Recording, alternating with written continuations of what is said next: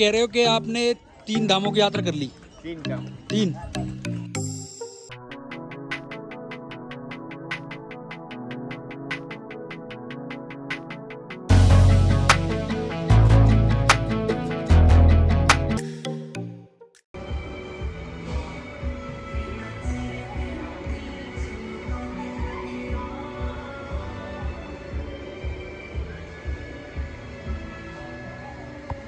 तो भाइयों हमने यहाँ पे अभी होटल ले लिया है ऋषिकेश में, क्योंकि रात का सफ़र है और सुबह का जो टाइमिंग दिखा रहा था, अगर हम अभी निकलते हैं तो सुबह का टाइमिंग जो हम पहुँचेंगे वो कम से कम भी 4:30 या 3:30 बजे तक पहुँचेंगे, तो रात को नींद ख़राब होगी।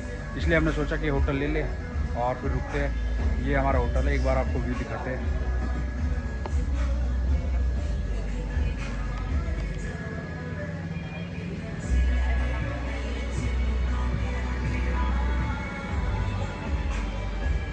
तो मिलते हैं सुबह। सुबह हम अपनी जर्नी स्टार्ट करेंगे बाबा केदारनाथ के लिए, उसके बाद बद्रीनाथ जाने के लिए।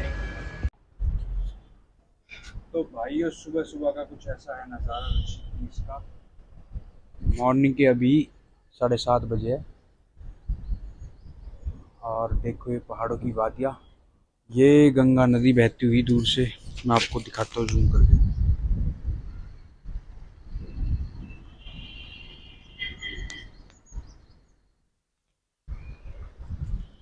और अभी सूरज को सलाम करते हुए नमस्कार करते हुए हम अब चल दिए हैं केदारनाथ की तरफ। तो वहाँ पे मिलते हैं अभी।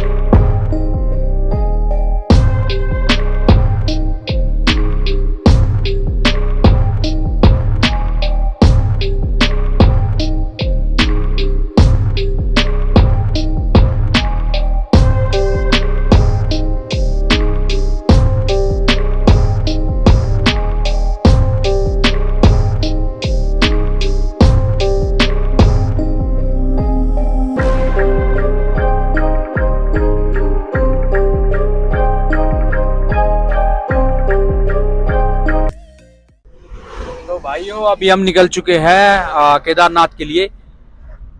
ऋषिकेश से सुबह सुबह हम उठ गए थे और रात को हमने रूम ले लिया क्योंकि हम बहुत ही थक गए थे। और रात को जो हमने रूम लिया वो हमारे अंकल जी है जेपी, इनके उससे वो यहीं पे थे, हमारे पड़ोसी है वैसे, तो इनके उससे हमें मतलब फ्री में हमारा रूम हो गया और फ्री में हमारा खाना पीना। मतलब फ्री की जब बात आती है तो फ्री में तो बंदा कुछ भी कर जाए, तो इसलिए हमें मजा आ गया। और हम इनको यहाँ से अपने साथ ले चुके हैं।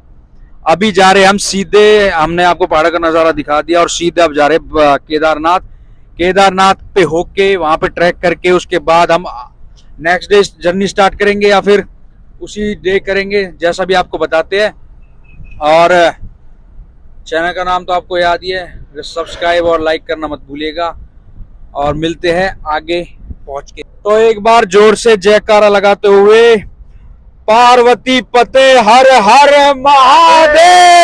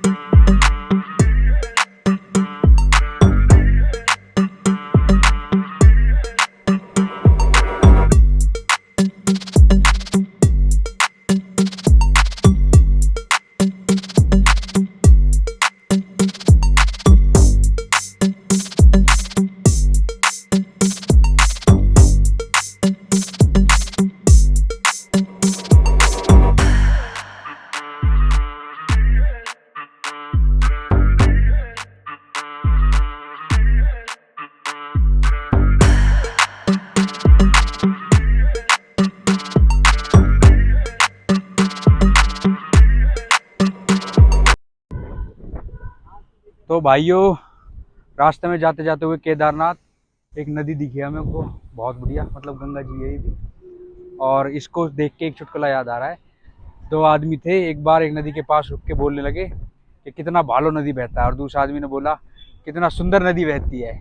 तो तीसरा आदमी आया वहां पे, उसने बोला कि भाई साहब इनसे पूछो कि ये बहता है या बहती है। उसने कहा ना ये बहता है ना बहती है, ये तो बहवे है। अब बता क्या कहवे है। तो इसीलिए इसका नज़ारा दिखाने के लिए मैं आपको रुका था, और फिर आगे जर्नी स्टार्ट करते हैं। यहाँ पे नहाने नहीं दिया बस हमें, ये गार्ड साहब खड़े इसमें, जूम करके दिखाता हूँ आपको, एक मिनट चले गए वो इस वक्त। ऐसी नज़ारे अपनी वीडियो में आपको मिलते रहेंगे, अपने व्लॉग में। बस सब्सक्राइब, शेयर और कमेंट करते रहिएगा आप। चलते हैं, अभी तक केदारनाथ पहुंचे नहीं है, दिन के 12 बज गए हैं। तो भाइयों, हम आ चुके हैं अभी गौरीकुंड, और यहाँ पे हमने केदारनाथ की चढ़ाई शुरू कर दी है। और गौरीकुंड को पहले आपको दिखाते हैं, यहाँ पे पानी है वो खत्म है बिल्कुल अभी। तो यहाँ पे जो छींटे मार के काम चलाना पड़ेगा, उसके बाद हमको ट्रैक करना है। करीबन यहाँ से बोल रहे हैं, कोई बोल रहा 16.5 किलोमीटर है, कोई बोल रहा 12 किलोमीटर है, कोई बोल रहा 22 किलोमीटर है। तो देखते हैं, लेट्स सी, चढ़ के पता चलेगा। उसके बाद हम आगे जाते हैं, क्योंकि रात को बोल रहे हैं रात को आप मत ट्रैक करो, क्योंकि रात को ठंड बहुत हो जाती है। तो इसलिए हम भी सोच रहे हैं पहले 2-3 घंटे ट्रैक करके उसके बाद सोचें। तो भाइयों, इसकी एक और ख़ास बात है कुंड की, यहाँ पे एकदम जो पानी है वो गर्म निकलता है, लेकिन पानी अभी कम है। और अगर आप यहाँ पे चावल रखोगे ना एक कपड़े में बांध के, तो वो 10 से 15 मिनट में पक जाएंगे अपना आप।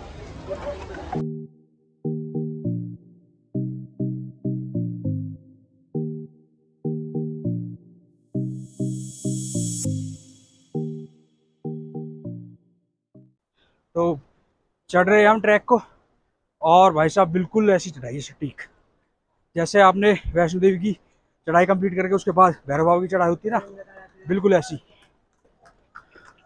और तो अभी तो स्टार्टिंग की है, रात को तो कुकड़ी जम जाएगी अगर गर्म कपड़े नहीं लिए तो।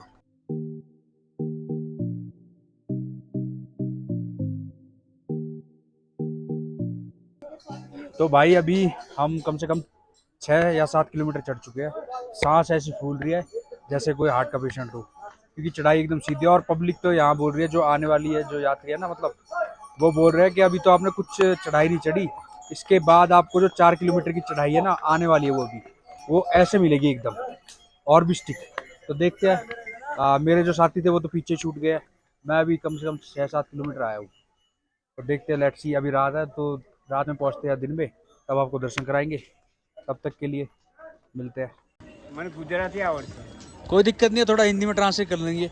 तो आप कह रहे हो कि आपने 3 धामों की यात्रा कर ली? 3 धाम। 3, गंगोत्री, यमुनोत्री, केदारनाथ की अभी आप कर रहे हो, बद्रीनाथ की रहेगी। अब एक उम्र आपकी 80 है। हाँ। भाई ये देखो, जो मैं क्या कहूँ, मुझे बड़ी शर्म आती है कि जो जवान है ना, जवान 30-35 साल के लड़के, वो खच्चर करते हैं, और बाबा जी पैदल गए थे, पैदल आए हैं। चलो, हर हर गंगे, हर हर महादेव। हाँ, सुप्रभात दोस्तों। तो हम अभी रात में रुक गए थे, और फिर जो पब्लिक है यहाँ की, उन्होंने बोला कि आप रात में सफ़र मत कीजिए, क्योंकि हमने गर्म कपड़े भी कैरी नहीं किए थे। इसलिए अब सुबह में 5 बजे उठाऊँ, और दोस्तों को तो पता ही नहीं कहाँ वो ऊपर है, नीचे है भी या नहीं है। पर अभी जो है हमने क्रॉस कर दिया है कम से कम भी 15 किलोमीटर क्रॉस कर दिया, और सुबह के अभी बज चुके हैं 5:30। सर्दी अभी यहाँ पे कम है, जैसे जैसे हम ऊपर जाएंगे तो सर्दी ज़्यादा होती जाएगी। उसके बाद हम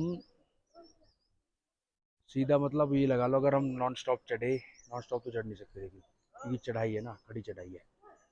वैसे भी हम 3 या 4 घंटे में इसको क्रॉस करेंगे, कोशिश करते 3 घंटे में कर ले। तो अभी यहाँ से केदारनाथ की दूरी रह गई है 7 किलोमीटर। और आपको दिखाऊँ, वो पहाड़ है, वो थोड़ा थोड़ा आपको दिख रहा हो, जूम करके दिखाता हूँ, वहाँ पे पड़ रही है बर्फ़, स्नोफॉल। तो ये है कुछ सुबह सुबह का नज़ारा।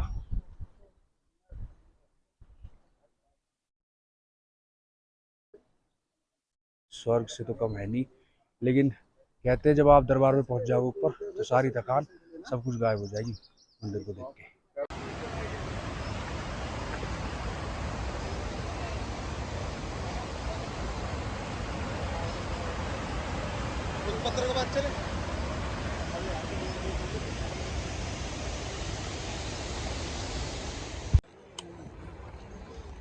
भाइयों अब बस 1.5 किलोमीटर की चढ़ाई रहेगी। बिल्कुल तेल निकल गया पर करेंगे, बाबा बोले पार करेंगे। ध्यान से डालिए। बाबा बोले को नाम लेके करेंगे इसको पार। दर्शन कराएंगे आपको सीधा। अभी आप पहाड़ों के दर्शन करो, थोड़ा पीछे बर्फ।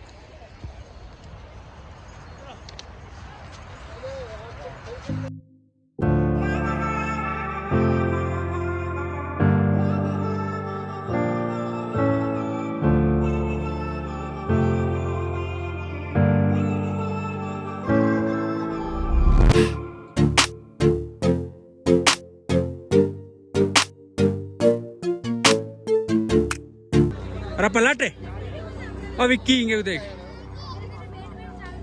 मैं कपूर दा टाले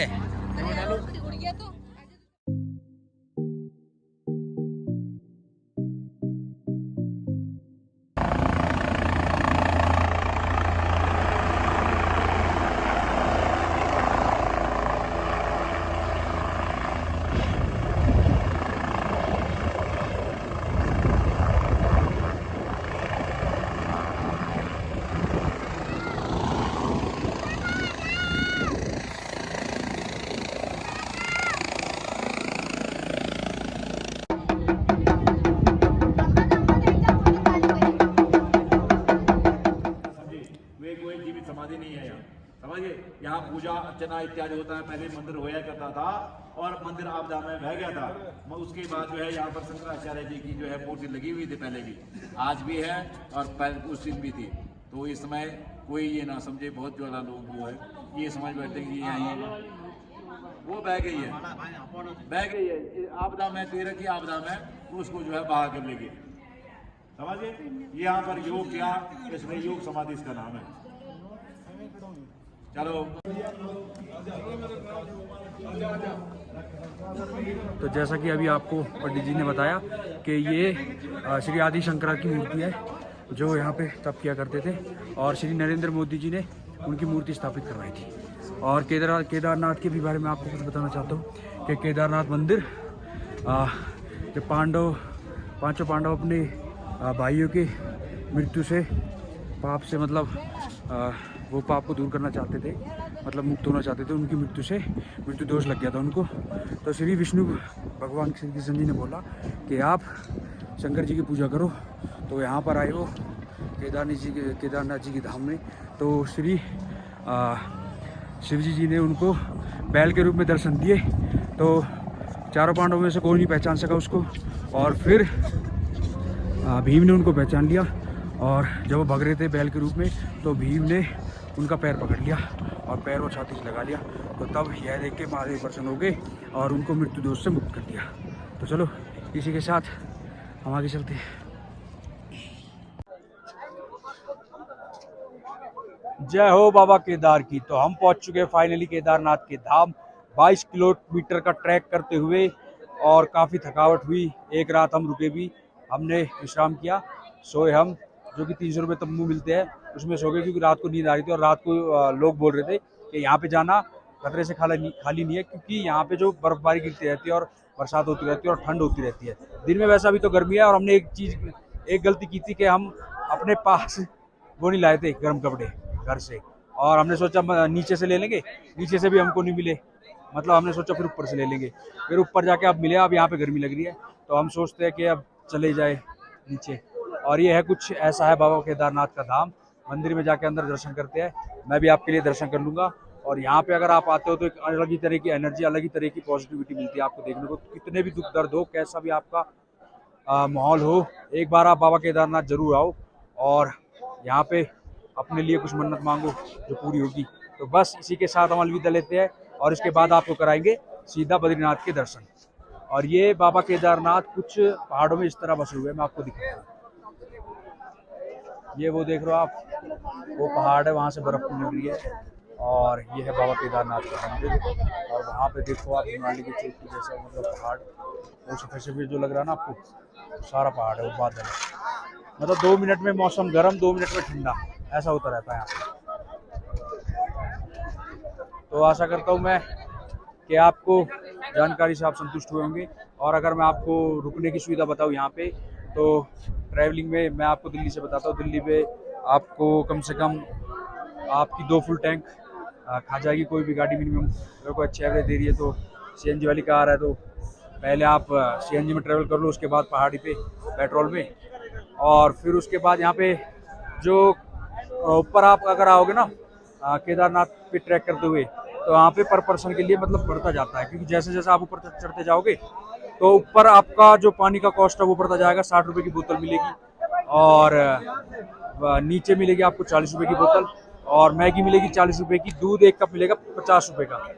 कॉस्टली तो है क्योंकि पहाड़ से सामान ला रहे हैं ना नीचे से, तो इसलिए यहाँ पे कॉस्टली है। और 300 रुपये में आपको टेंट मिल जाएगा रुकने के लिए, अगर आप एक दिन यहाँ पे रुकना चाहते हो। पर पर्सन 300 रुपये। वैसे तो सीज़न अभी कम हो गया डाउन, उसके बाद सीज़न आएगा सितंबर में, जब श्रद्धालु की भीड़ होती है। एक तो तब खुले थे द्वार, तब आए थे श्रद्धालु, लेकिन अभी थोड़ा डाउन है, तो ज़्यादा कॉस्टली नहीं है। और बस यही कहना चाहूँगा, लाइक सब्सक्राइब और कमेंट, और तब तक के लिए हर हर महादेव और जय शिव।